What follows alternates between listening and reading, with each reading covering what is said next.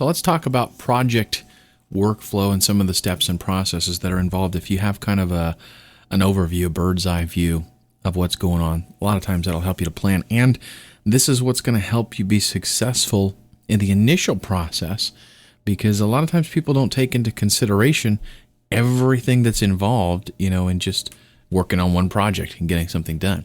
So I'm going to give you kind of a little bit of insight to that. With your scheduling, this is very, very important. You need to consider all of the time that's going to be involved in a project. There's more than, let's just say, for example, you are going to get into the training niche and do tutorials.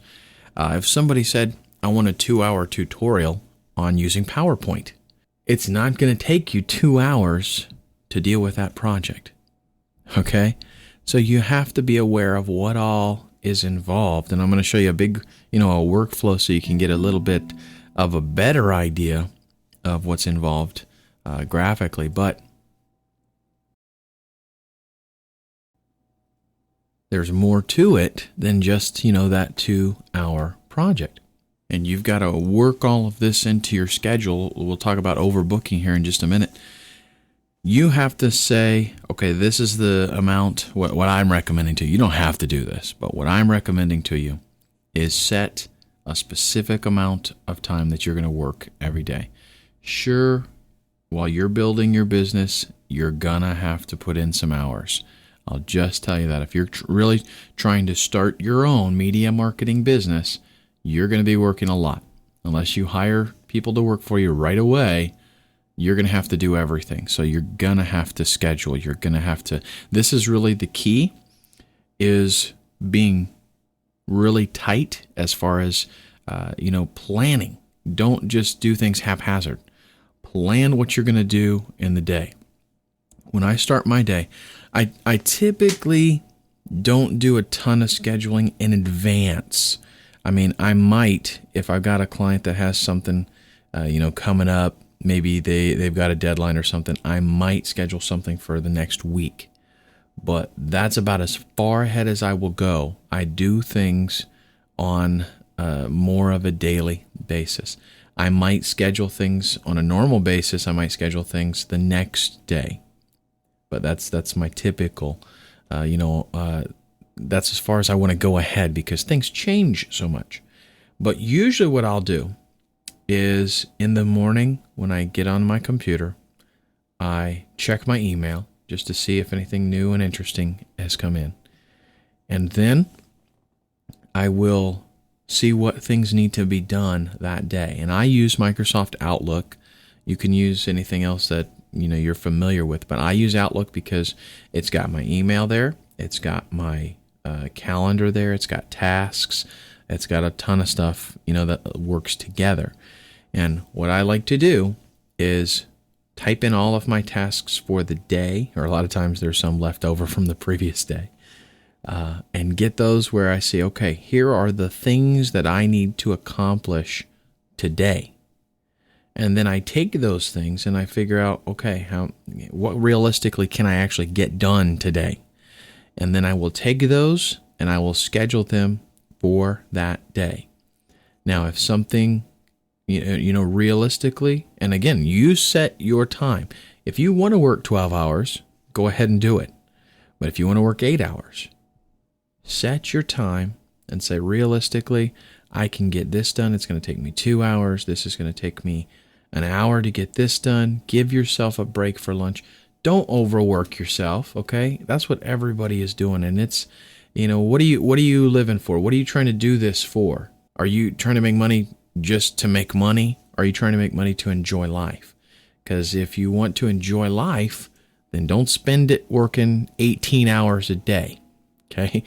And I know it's hard. There's going to be crunches. Let me tell you this. I get a customer maybe on occasion that says, Ken, I am totally in a bind. I've got to have this video by the weekend. Okay, now, number one, they got to pay for that emergency because it's not my problem, it's theirs.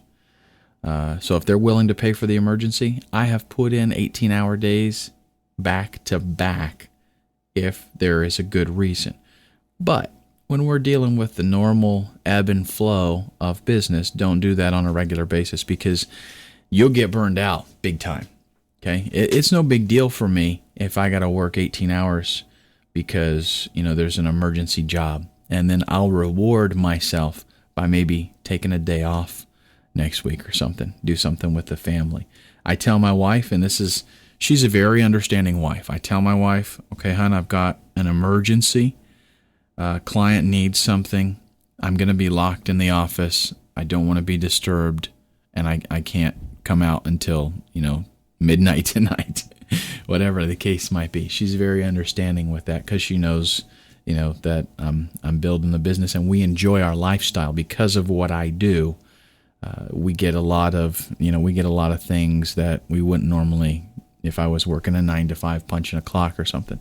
So there's a little bit of leeway there. But what I'm trying to tell you is on the norm, schedule yourself and don't overdo it.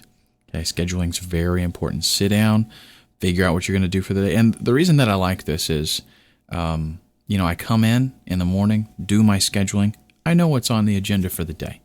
So I'm not having to, rack my brain. What should I do next? I've done that in the morning. I've got it set. So I go to the first thing on the list and I do it. Now I'll give you a little bit of advice here. Give yourself a little bit of play. If, let's just say, I've got 5 things that I need to get done today. Each one of them is going to take me an hour. I'm not going to go like the first one from 8 to 9, the second one from 9 to 10, the third one from 10 to 11. Don't do that. You'll never do it. You'll never actually match up and things will start to cascade. And when you thought you were going to be done by 3, you'll end up getting done at 6. Okay, so give yourself a little bit of gap because you're going to get emails throughout the day. You're going to get phone calls throughout the day. If you're working from home, you're going to get interruptions throughout the day. So what I might do is, let's say I got 5 one-hour jobs. I'll do the first one 8 to 9, the second one 9:30 to 10:30, third one 11 to 12, take a lunch. Sometimes, I work through lunch. Sometimes I skip lunch. Sometimes I have my wife bring me something and I have a bite to eat while I'm working. Depends on how loaded down I am. Okay, but schedule things. It'll be a kindness to you. It'll be a help. Next thing is bidding. What we've got to do is whenever you're bidding on a job, there's a number of ways to work this in, but don't just say, this is a common mistake, and this is something that I did in the very beginning. Let's say somebody says, I want a training tutorial an hour long. What's your hourly rate? So it's okay to, what you don't want to do is get the mindset that, okay, you know what? On my 9 to 5 job, I'm making $15-20 an hour. So I'll just make a little bit more. I'll make $35 an hour. And then you tell them my hourly rate's $35 an hour. You might think that's great, but it's not. Because in order for you to get that hour of training done, not only have you had to record the training and edit the training, but you've had to spend time managing that project. You've had to spend time sending emails, possibly doing research. So there's a lot of things that are involved in there that you have to take into account. So the way that you can do this is either you have to kind of balloon the project a little bit, or, and you know what, I kind of feel like writing a little bit, so I think I'm going to write just a little bit. What you have to do is, let's just look at 2 different examples. In the first one, and I don't know how good my writing's going to be with this. In the first one, we're going to say we've got this 1 hour. Here is the project. 1 hour of training. And you can make really, really good at this. I'm going to give you some realistic numbers, okay? Some realistic numbers. But let's just say, for the sake of simplicity, this is a very simple project, and all you have to do, it doesn't have to be very good quality. It's not, corporate delivery or anything like that. 1 hour training, and it's an application that you know how to use. Well, in that case, in scenario number one, let's say I'm going to record for an hour. I can sit down and just knock it out, which that's not going to happen. But let's say that it did. Let's say that it could happen. I'm going to sit down and knock it out. I don't even have to edit it. So I tell them I want to make $35 an hour, which is like ridiculous, right? So what if I quoted $35 for that? That would be disaster.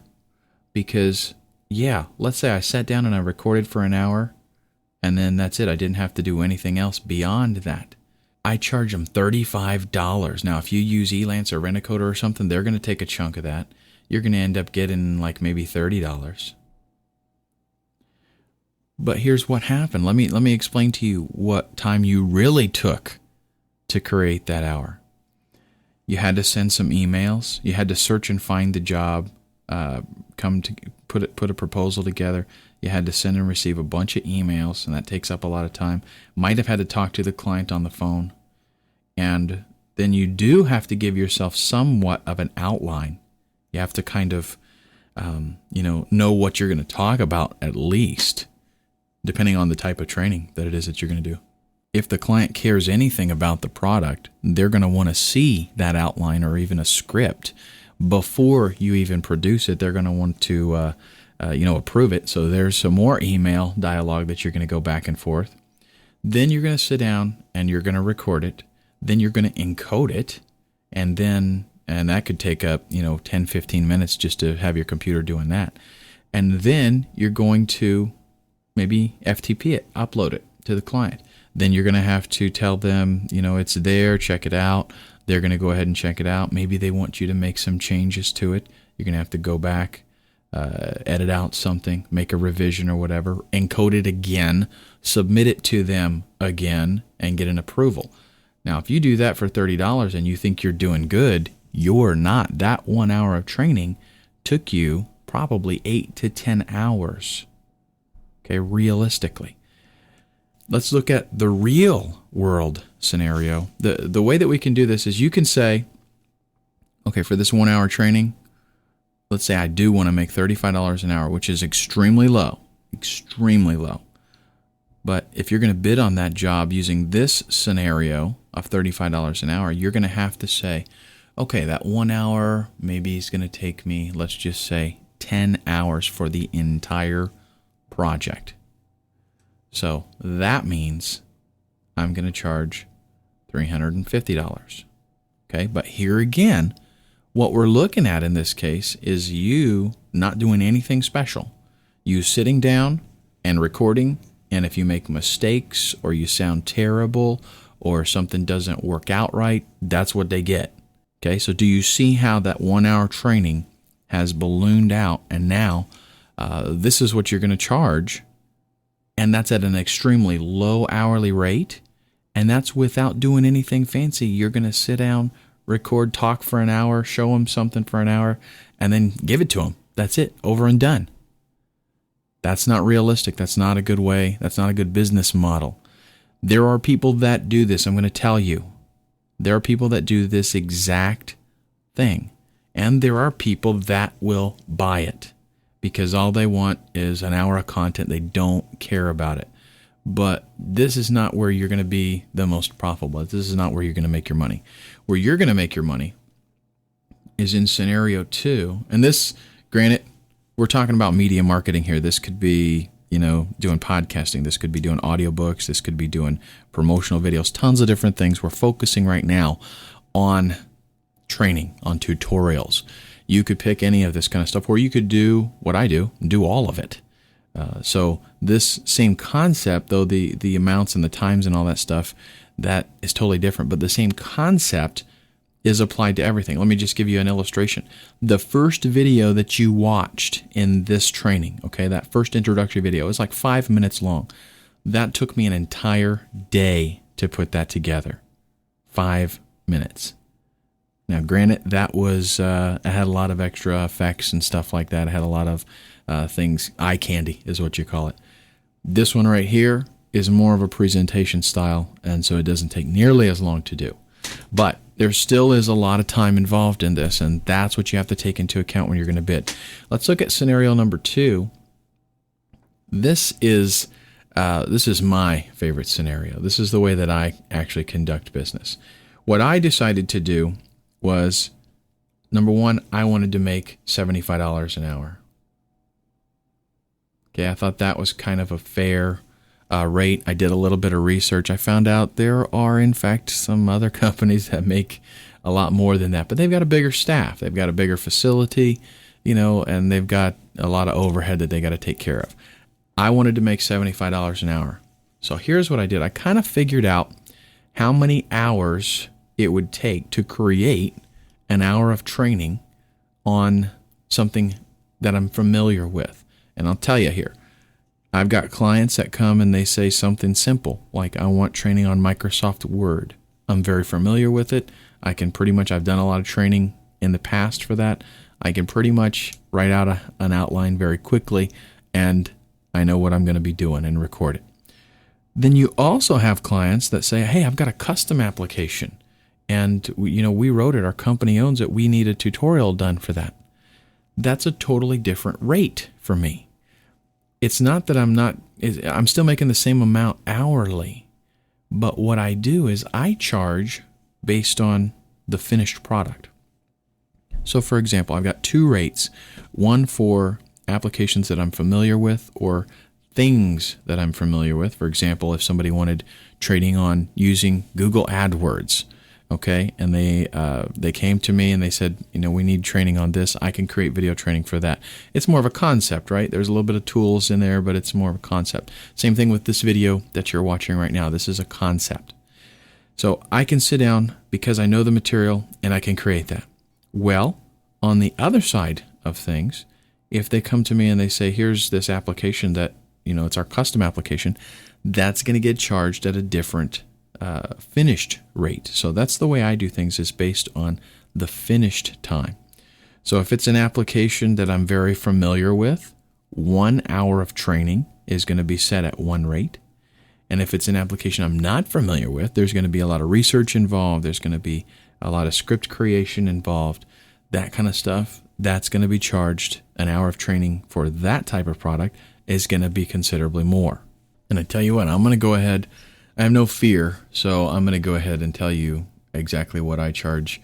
I'm not scared of anybody trying to undercut me or anything like that. So full disclosure here, this is it. For content that I'm familiar with, 1 hour is $1,200.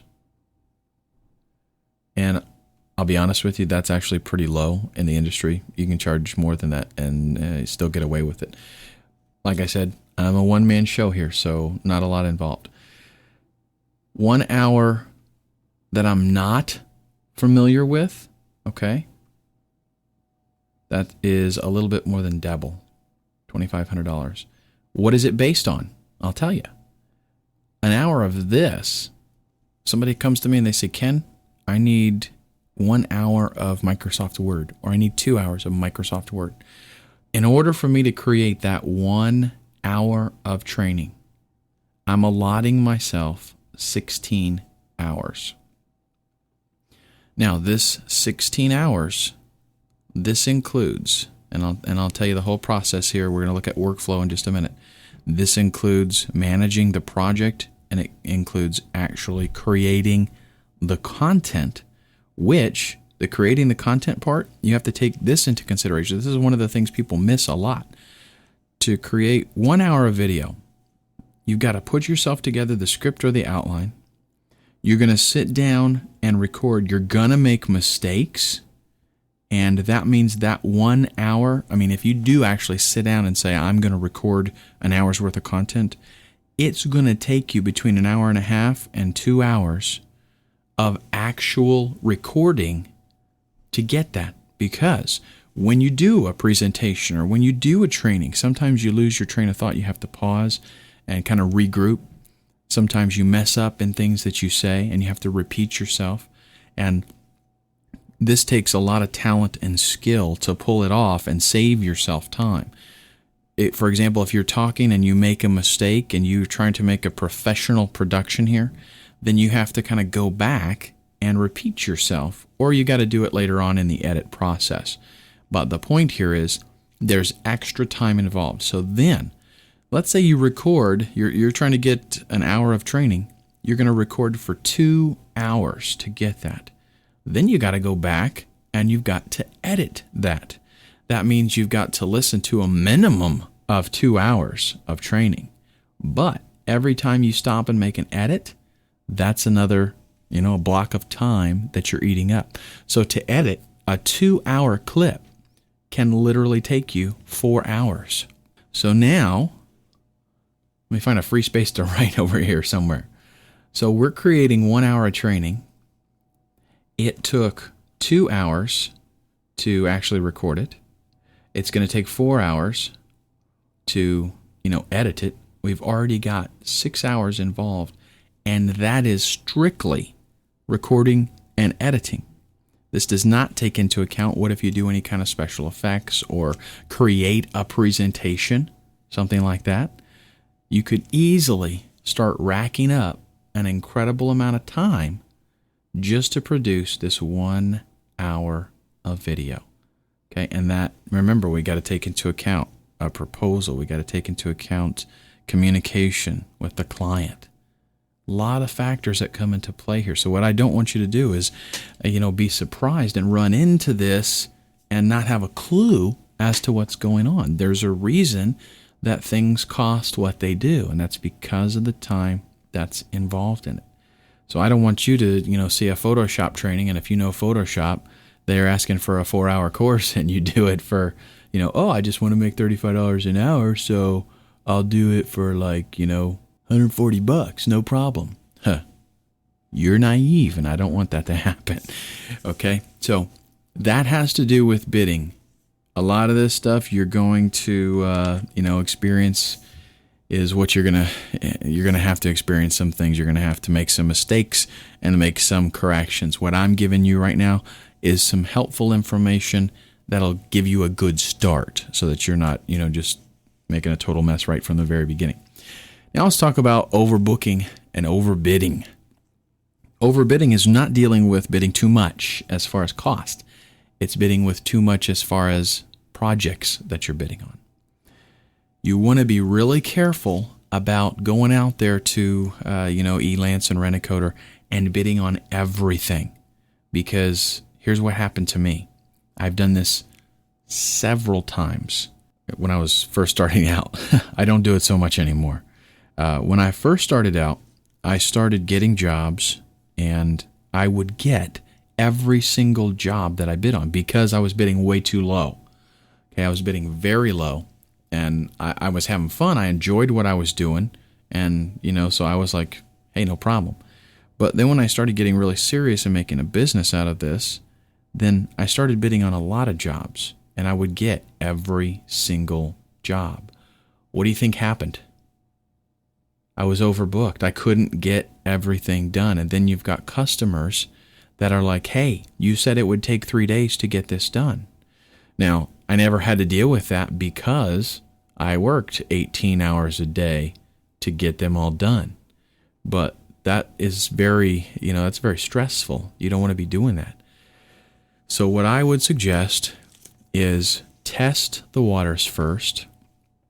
Try to get your price in the ballpark. And I've given you some things to kind of go off of, but the beauty of this, I'll mention this, the beauty of this is working from home.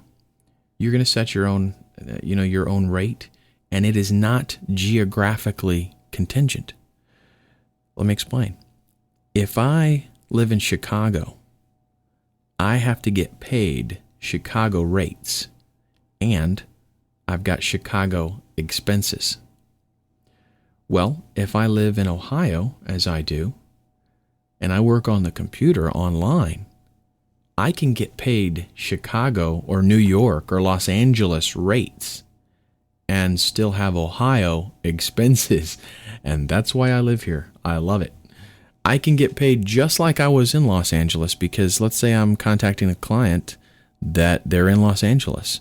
they're used to paying Los Angeles rates. So I'm going to give them the same quality, and I'm going to charge the same rates. I don't change my rates depending on where my client is. I've got clients in Israel. I've got clients in the United Kingdom. I don't adjust my rate depending on where they are. I just set my rate, and that's it. So that was kind of just a little aside there. I wanted to mention a benefit of doing this kind of thing. With overbooking, you will give yourself, number one, you run the risk of a bad reputation because you don't deliver on time. You're going to stress yourself out. You're going to cause yourself, a lot of problems in your personal life if you have one, which I hope you do. What I would suggest is get your price set first, kind of figure out where you should be, and then go bid on some jobs. You should not get every single job that you bid on. Now, it's good to get most of them, but if you're getting every single job, that's like what I did, there's a reason. It's because you're probably too low. That being said, I try to deliver very good quality no matter what I'm doing. My customers love my work. I could probably charge more, but you're going to get a feel for how much you can actually handle in a day, and that'll give you an idea of how much you can handle in a week. When you go to bid on a job, I don't mind that you bid a little bit more as far as, okay, let me put it this way. Let's say we're going to make things really simple, and obviously the real world is not like this because you're not going to get jobs like this. But let's say there was 5 jobs that you saw on Elance, and all of them wanted a 1-hour training on an application you were familiar with. Let's say that you decide that in a situation like that, you can do 1-hour training in 2 days if it's something that you're familiar with. So given a week's time, you could do 2.5. If you work some Saturday, you could do 3 trainings. So you could produce in 1 week, you could produce 3 hours of training content. I have no problem with bidding on all 5 of those jobs, because even if I get all 5 of them, it would not be a big deal to tell the other 2 clients, I'm not going to be able to get to you till next week. That would be okay. Now, where it might be a problem is if there were 10 jobs on Elance, all 1-hour trainings, and you go out and you bid on all 10 of those, then you're probably going to run into a little bit of difficulty, because you're going to not only have people that you have to put off till next week, but you'll have people that you have to put off till the week after that, and they might, not want to wait that long. Now, it's okay to talk to them, if something comes up, and tell them my schedule's kind of tight right now. But what most people are going to tell you is, if your schedule's that tight right now, don't bid on the job. I'll get somebody else. So it's okay to overbid, and in fact, you want to a little bit, because, like I said, you're not going to get every single job. If you're doing it right, if your quality and your price is in the right place, then you're not going to get every job. So in fact, that's what you want to do. You want to bid on like maybe 5 jobs if you think you could handle 3. And again, we're talking about the perfect scenario where everything is spelled out in black and white. All the projects are identical. That's not going to be the case. You're going to get a 4-hour course that somebody wants. You're going to get somebody wants a 3-minute video, a promo video. Somebody wants you to read a testimonial, for whatever. If you diversify and you do a lot of these different things. So a lot of factors play into this. The point is, though, that you take in account what you can handle and overbid just a little bit for the ones that you don't get. That way you can kind of fill your schedule up. That being said, let me tell you a little bit about this industry. Like I said before, I really don't go to Elance or Rent-A-Coder or Guru that much anymore. I might go there on occasion just to grab something to fill some time. Or maybe I'm looking to get a new client or something like that. But most of the people in this industry, and I'm not going to say it's all of them, most of the people would like their stuff done very quickly. I've got a very good client that will literally, they hired me. This is just a recent thing. As a matter of fact, they hired me to they have a book, and they have me turn that book into a video training. Well, most people that are looking, if you're talking about internet marketers, they want stuff like yesterday, and they want you to drop everything and do it now. A lot of times I do that for clients, especially really good clients.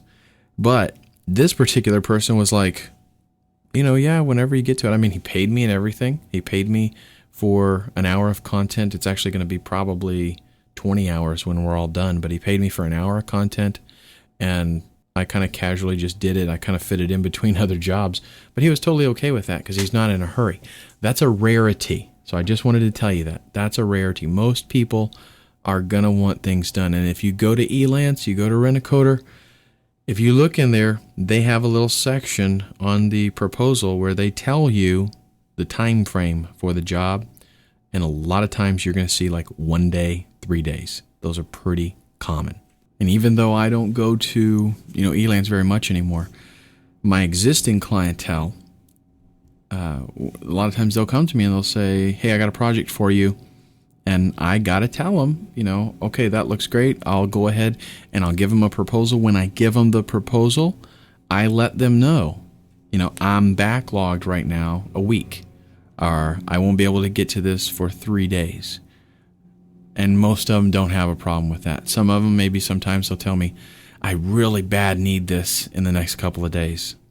And, I try to take care of my clients. So I'll try to do it for them if I possibly can. Let me tell you another thing I haven't mentioned yet. Typical in this industry, this is not the case on Elance or, those kinds of sites like that.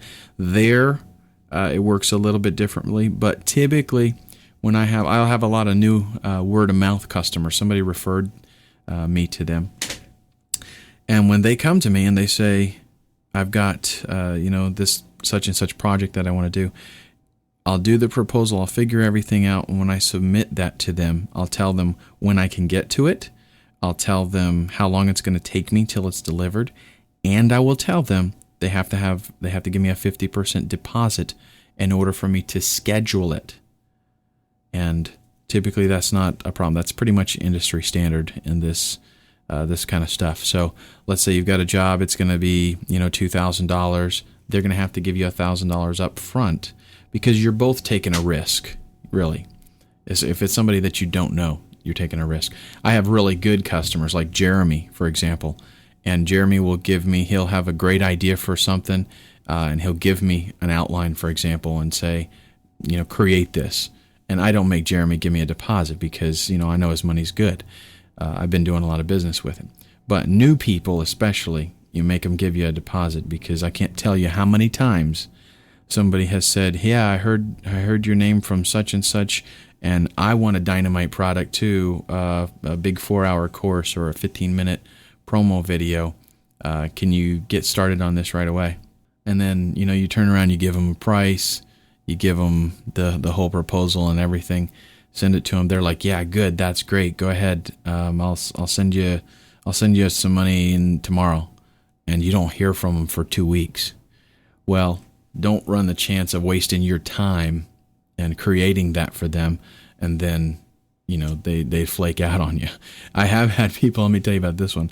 I had somebody that was trying to build a business, and I don't hold this against anybody, okay? They were trying to build up a business, and they wanted dynamite website work done. They wanted dynamite videos. And there's a man that I work with that does websites. We kind of refer each other back and forth depending on, what the client wants. And he referred me. So the man's like, this is an emergency. He called me. He's out of the country. This is an emergency. I got to have this weekend. And so, okay, I gave him a price accordingly. He said, okay, no problem. Just get started on it right now. And I said, well, okay, I'm going to send you an invoice for 50%. He's like, yeah, okay, no problem. So because it was such an emergency, and I think this was like Thursday night that I started talking to him, and he wanted it by Saturday. So, and I charged him accordingly, let me tell you. And he was like, yeah, no problem. That's nothing. Well, I sent him the invoice, and I went ahead and started working on it because he was referred by somebody, an associate of mine, and he sounded real urgent. So I went ahead and started working on it. Spent a lot of time getting everything ready. By Friday afternoon, he had still not sent me a deposit. So I was getting a little bit leery, and I contacted my buddy that referred him that does the websites. He said, yeah, same thing with me. He needed something. He needed it done emergency and all this, and he's supposed to send me a deposit, but he never came, so I'm not working on it anymore. Well, I was like, okay, me neither, so I stopped. Well, Monday, he contacts me, and he's like, I'm sorry, I had all this problem and this kind of stuff, and he needed it done. So he went ahead and got me the money, and he got me, I went ahead and delivered the content. I did it all. But it was a little bit difficult. He gave me a 50% deposit, and I gave him the video. The balance to that I didn't get for a month. Okay? The reason was he had a lot of excuses. I don't know. They might all have been legitimate things, but probably more than likely what the deal was is he didn't have the money. He wanted to build a business. He wanted to do it right by getting a good website up, a catchy video, all that kind of stuff, but he didn't have the money to do it. He was wanting to launch and try to generate some revenue. So anyhow, another thing that makes me think of that I'll mention to you, when you're doing video like this, a good thing to do, especially if it's a new client, is don't deliver the final without a watermark until you've been paid. So that means you create the video. This is kind of a hassle if it's a long video, but if it's a promo or something, if it's audio, you can do an audio watermark, which is just your company name, real loud comes up every once in a while. What a watermark is I'll go ahead and throw one on the screen right now for you. As a matter of fact, this is a watermark, and you would make that watermark appear throughout the whole video. So if you've got a new client and they want to see the video before it's approved. So let's say they give you a 50% deposit, then they want to see the video before they approve it and release the funds. No problem. Give them a video that's watermarked with your company name, or it has some copyright information or something on it. And then the deal is, if they like it, then they pay the balance, and then you submit the final that does not have the watermark. So they know that you did the work. Obviously, you're going to give it to them. So anyhow, just a way to protect yourself if you're working off of Elance and Rent-A-Coder, and no doubt you will be eventually. Let's go ahead and real quick, we're going to go through the workflow process. And now this is going to be kind of daunting to you. You didn't know there was this much work involved in just, a project, a simple project. There's actually more than this. Inside of each one of these little blocks here, there can be an enormous amount of communication or work on your part. So, from the very beginning, let's say you're going to go to Elance and you're going to look for a project to work on. That involves searching for your keywords, maybe doing browsing and stuff. This is going to take up some of your time. All of this right here, this is the things that you have to take into consideration when you're going to do your bidding and you're going to do your scheduling and everything. This is stuff that's involved in that project. So there's much more than just sit down and make a video. So you do it, you find something, and then you possibly, when you find a project, you possibly will have to do some research. Maybe a lot of times what I get is they post a job that they've got and they say, we want something like this. And they give some references. They show you some videos, or they have you look at a script, or they have you look at some online reference or something that you can check out. So there's time involved in doing this research. Then you're going to figure out, what's it going to take, how long is it going to take you, what's going to be all involved, and you're going to submit a proposal. So you figure out what the proposal should be, and then you've got to go there and actually submit it. Then you're going to have some communication with the prospective client back and forth. They're going to ask you questions.